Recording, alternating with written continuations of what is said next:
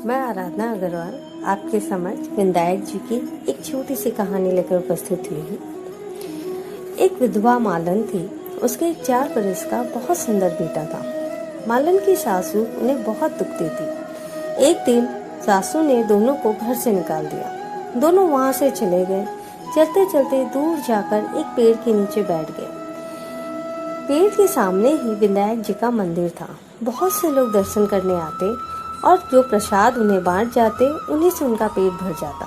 दोनों वहीं रहने लगे और विनायक जी की बहुत सेवा पूजा करने लगे। एक दिन मालन सोची कि हम भी अगर जंगल से फूल लाकर पूजा की सामग्री और प्रसाद बेचे तो हमारे पास भी कुछ पैसे आ जाएंगे। तो उन लोगों ने एक दुकान खोली और बिक्री होने लगी। पीछे और बिक्री होने पर उन्होंने कुछ नौकर चाकर भी रख लिए और स्वयं विनायक जी की पूजा करने लगी। धीरे धीरे कमाई और होने लगी।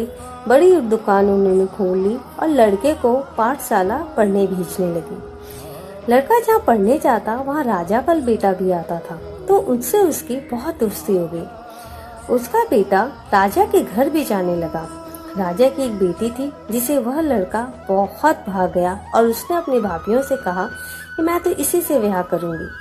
भाभियां बोली, हम राजा हैं, हम कैसे इनसे विवाह करवा सकते हैं। पर लड़की मानी नहीं और उन्होंने कहा, मैंने तो प्रतिज्ञा कर ली, मैं यदि विवाह करूंगी तो इसी से करूंगी। भाभियों ने अपने सास ससुरे को जाकर सारी बात बताई। राजा ने कहा, ठीक है, प्रतिज्ञा कर ली तो हम कर देंगे विवाह, और खूब धूमधाम से बेटी का विवाह मालन की बेटी से कर दिया। मालन बहुत खुश हुई। बेटे बहू को आता देख सबसे पहले विनायक जी के मंदिर में पूजा अर्चना करवाई, पीछे घर पर लेकर आए। सारे गांव में ढिंढोरा पिटवाया कि विनायक जी की सेवा पूजा करने से दुखी आदमी भी सुखी हो जाता है। यह सुनकर और भी लोग दर्शन करने के लिए आने लगे। बिक्री और भी बढ़ने लगी और उनके बेटे ने काम संभाल लिया। मालन बहुत ज्यादा सेवा पूजा में रम गई।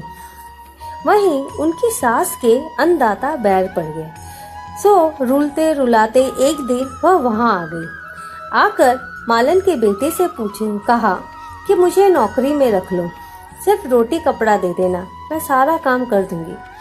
लड़के ने उन्हें रख लिया। दोनों एक दूसरे को पहचाने नहीं, क्योंकि बेटा 4 साल का था तभी घर से निकल चुका था। मालन थोड़ी देर में पूजा करके आए तो देखा कि उनकी सासू माँ काम कर रही है। उन्होंने सासू जी से पूछा, आप यहाँ क्या कर रहे हो? सासू जी बोली, यहाँ के सेठ ने मुझे नौकरी दी है। जब मालन बोली, सासू जी, ये तो आपका पोता है, ये बहू है और ये आपका ही मकान है। आपने तो हमें बाहर निकाल दिया था, पर विनायक जी ने हमारी लाज रख ली। सासू माँ बहुत शर्मिंदा हुई और उन्होंने कहा, मैंने अपनी करनी भोग ली। बहू बोली, सासू जी, आप यहाँ आराम से रहो, पोते का सुख देखो। सासू जी वहीं रहने लगी। हे विनायक जी महाराज, जैसी आपने मालन की और उनके बेटे की लाज रखी, धन दिया, वैसा सबको देना। कहने वाले को, सुनने वाले को, अपने सारे परिवार को देना। Thank you.